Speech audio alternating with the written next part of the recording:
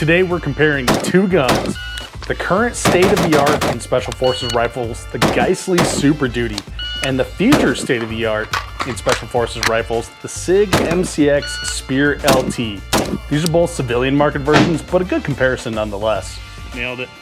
And we're gonna answer the question, if you had the opportunity to choose just one, which one should it be? A real quick disclosure on where I got these products. The ammo and magazines are mine. I bought them with my own money. Both of these guns are on loan to me by my friend Tom. That means I only had one day to shoot them and pick a winner. I put just over 100 rounds on each rifle, including zeroing, shooting 5 drills, 6 different distances, and I'm calling this one the 3-mag throwdown. Now, Tom purchased both of these rifles himself and outfitted them as you see here with Surefire flashlights, M-Bus Pro backup sights, Vortex razors with ScalarWorks mounts. We have a Gen 2 1-6 as you can see on the Geissele and a Gen 3 1-10 on the SIG. Now he's already shot both of these and decided to keep only one, but he wouldn't tell me which one it was until I was done with my evaluation. And you're gonna wanna stick around to see which one I pick as the winner, and then I'll tell you which one that Tom decided to keep. These are the targets that we're working with here. This is a mini USPSA metric target inside an IPSC Classic no-shoot target. This is a reduced size metric steel, and this is a PCSL K-Zone target. I figured since I was testing out these two rifles, I'd set up a couple drills that I need to practice on. Notably, the first drill features a 30-yard mini USPSA metric inside of a no-shoot, which is something that I really struggled with at the last club match I shot. I think I shot like 4 of these guys over like 3 stages. All right, that was super slow. That was a 286. Yep, definitely got a no shoot there. Awesome, 211.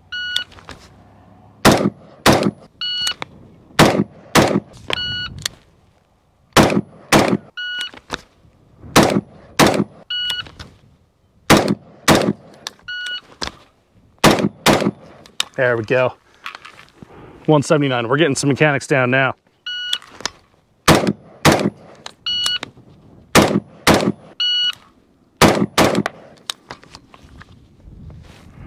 $139.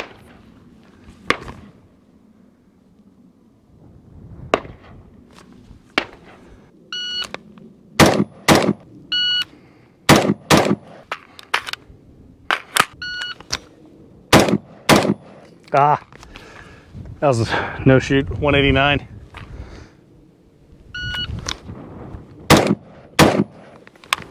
$226.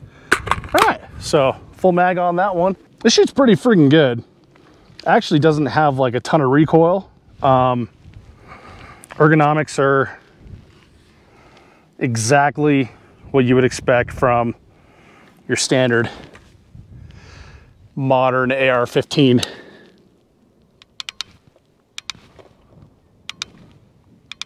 All right, let's try it with the SIG. SIG's a bit heavier, it feels like.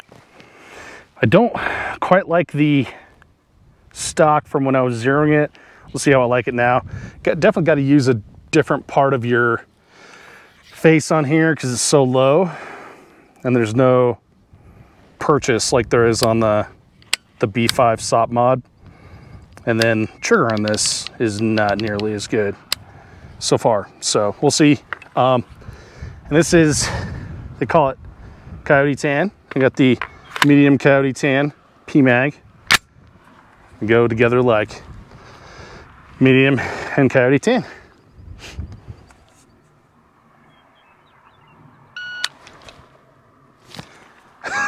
That was on 10. Let's try that again. Again, it's a completely different spot from where you're used to cheeking it. Okay, we'll work through it. And then the trigger, again, trigger's not nearly as good as that one, but that's just one shot. Let's try that again. Okay, I've definitely pulled that first shot super low off the target, it looks like. Nope, I got the no shoot. Awesome.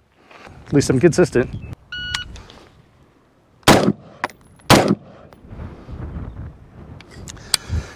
You know, where I normally come up on the AR-15 puts me under the scope. I don't know if you can see that, but puts me down like here, and I have to come up here. So this is more of like a jawline sort of thing. That's a me thing. Your mileage may vary, but something to be aware of. Let's try some low readies.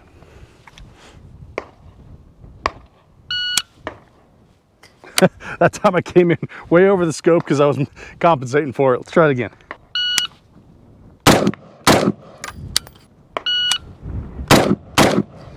There we go. Get a little faster. 152.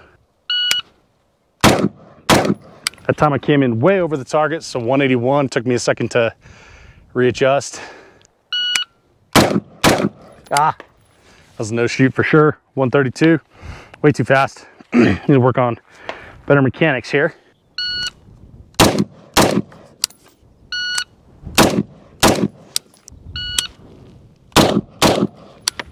.167. Definitely zinged the no shoot on the first shot though.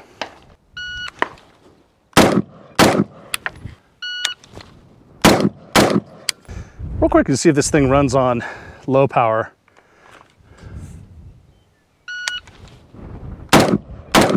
Yep. Oh, no, that one was a malfer.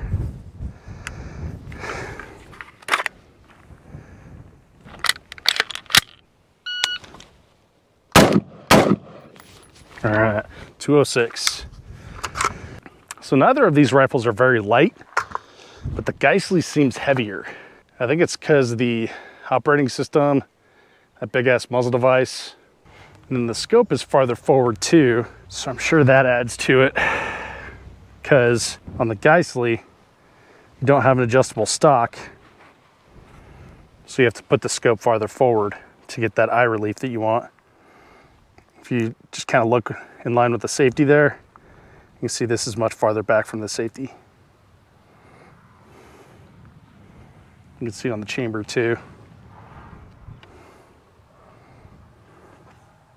Okay, so now we're gonna do bill drill. So I've got 5 in a mag of 30. Here we go.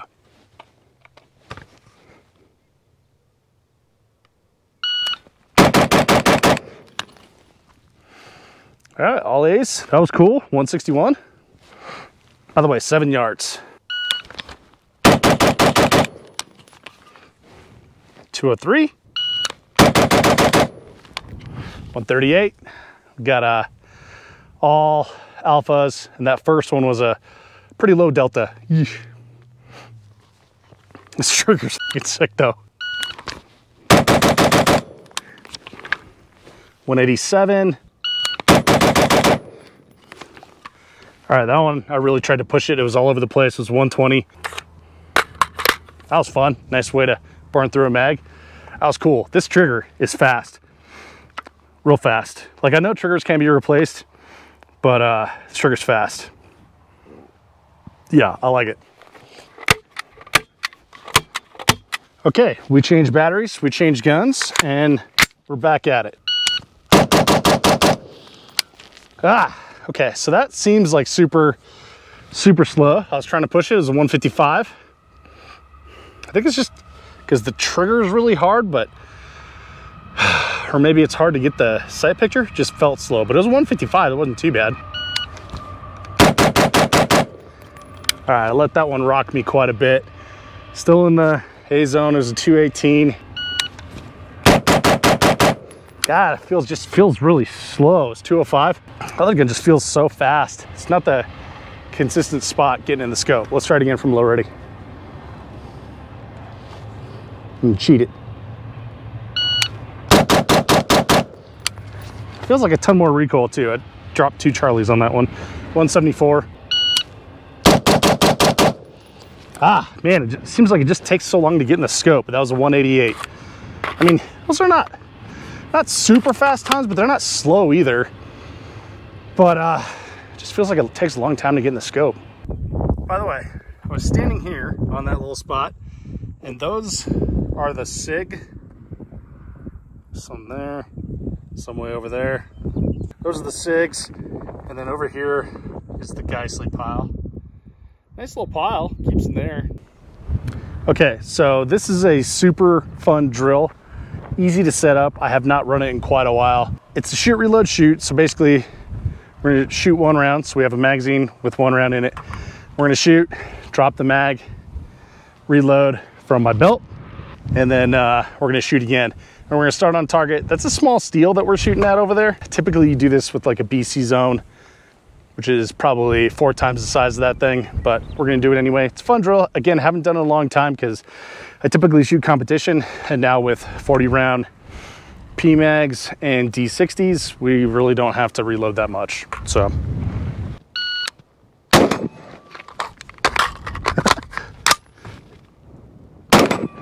Yeah, it's been a while, a little rusty. That was a 558.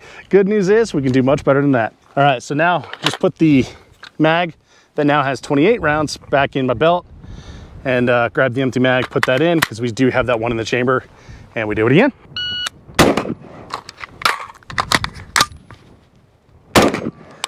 Yeah, it's kind of interesting. I'm 440, by the way. I'm definitely waiting for the report on that steel. When like I know that the rifle's empty, I know the next thing I have to do is hit that magazine release, but I'm waiting on it. So once again, knocking off the rust here, but this is a fun one. And the reason we're doing this is the Geissele has this big ass paddle on here. It's a maritime paddle. And so we're seeing if that's any better. So right now I'm using my thumb, which is what I typically do on other guns. However, my 3-gun rifle has a bolt drop lever right here. It's American Defense Manufacturing, UIC lower. Similar to the thing that's on the SIG over there.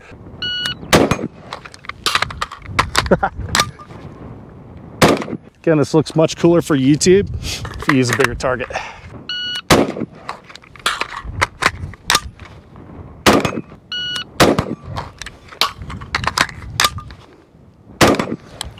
All right, 411.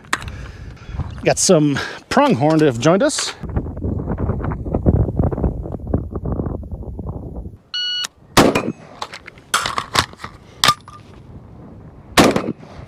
There we go, 445. Had the patience on that second round. Not bad, not bad. I don't like the way those antelope are looking at me. Now, we shall try with the SIG. And again, the SIG has ambi controls, left side magazine release, right side magazine release, sort of traditional pedal on the left side, and then bolt drop on the right. Once again, not a huge fan of the cheek weld on this stock.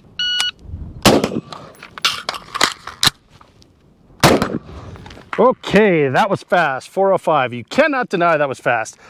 Magazine drop on this gun, much better than typical AR-15. That was pretty cool. Okay, coming back around, little guy whose name I forgot, MCX something or other, Spear Light. There we go. All right, let's try to remember, drop it with the finger this time.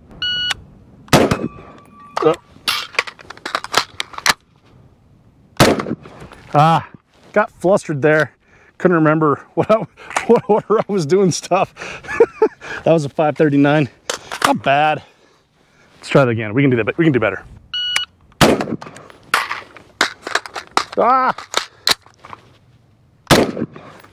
Two misses. 558. Lame. All right, so we're clear here. The way this guy is right here, watch this. Like, first of all, that's such a small edge to get your finger on. And then it's right by the dust cover, which is dumb. And then you got to come up under this. So like, I guess that's an index point maybe, I don't know. Forward assist. Anyway, so it takes a lot of pressure to drop it. It's very thin, but watch what it does when I put the magazine in. Okay, so it goes now from, I can get my finger in there in the drop position to, did it do it? Didn't do it that time. It raised it before. Oh, now it raised it. Oh, here we go. Watch this. There we go. Watch that.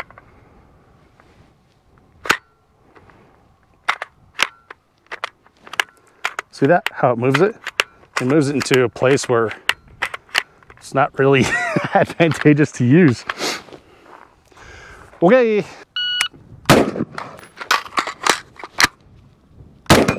That said, that one was pretty damn good. 395, did miss it on the first one.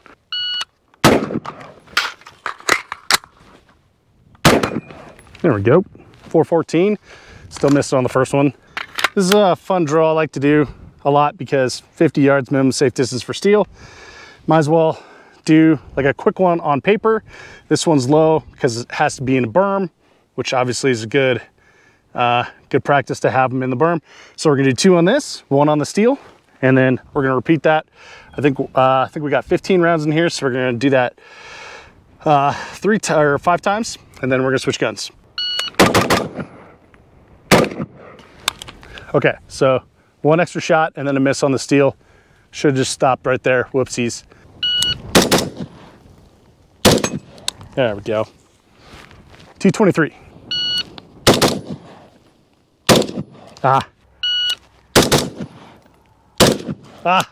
Goodness. 218. Oh, and I missed that one. Shoot. Once again, that Geissele trigger is like super fast. I know you can change the trigger in these SIGs, and it now uses an AR-15 trigger. I would probably do that because this one kind of sucks. There we go. 243 with a hit. Miss. 250. Man, it takes a while to get behind the scope, even though I'm only a couple yards away. Kind of dumb.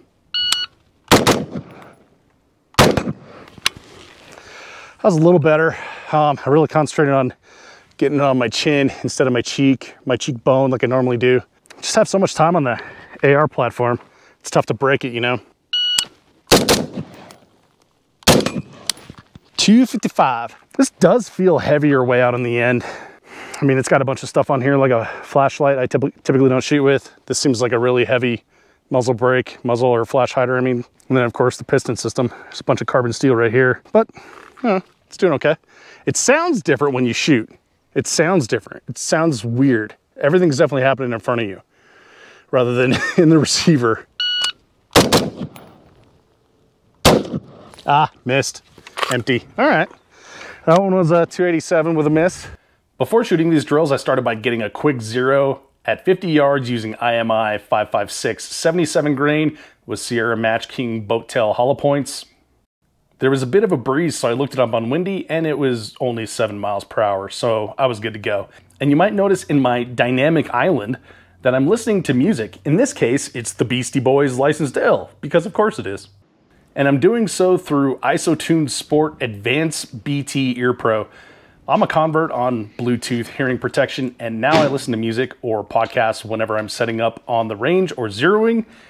And with their tactical sound control, I can still hear what's going on around me, including people talking if need be.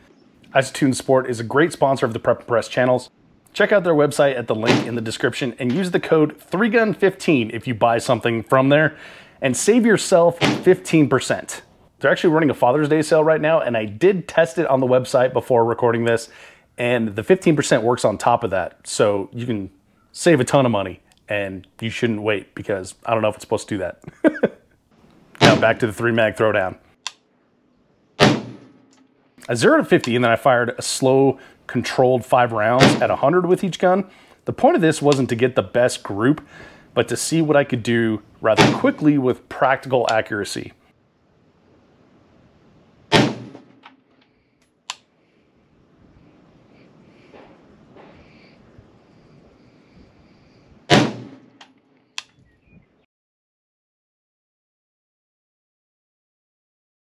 Then I went out to 200 and 300 on each gun with the remaining rounds in the mag.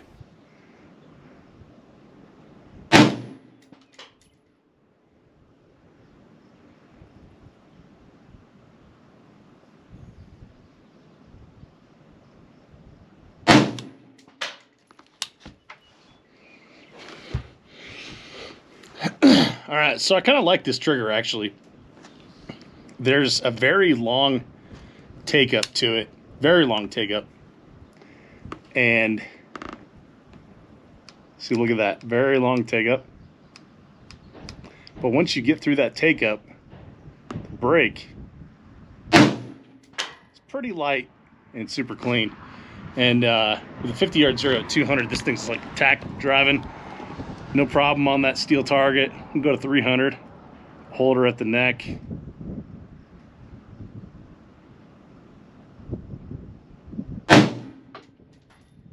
Nailed it. Dropped it right in there.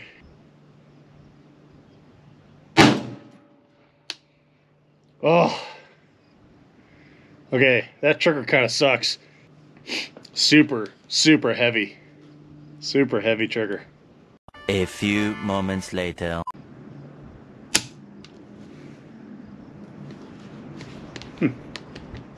So that did not lock back on the razor core. And it is on the high gas position, which is kind of crazy. And this thing does not like to seat on a closed bolt at all.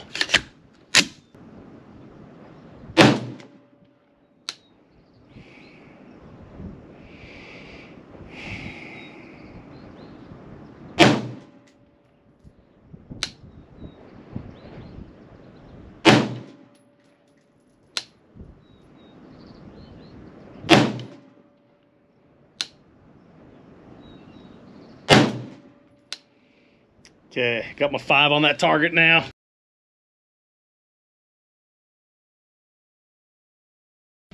Now we're going to 200. Nailed it. Nailed it. All right, go 300 now. Got her.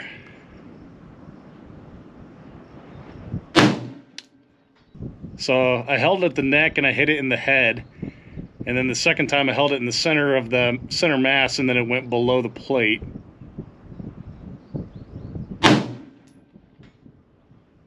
And that one was below the plate. Okay, same spot. We're doing good. After my day with these two rifles, the winner really wasn't that clear. Both guns had acceptable accuracy out to 300.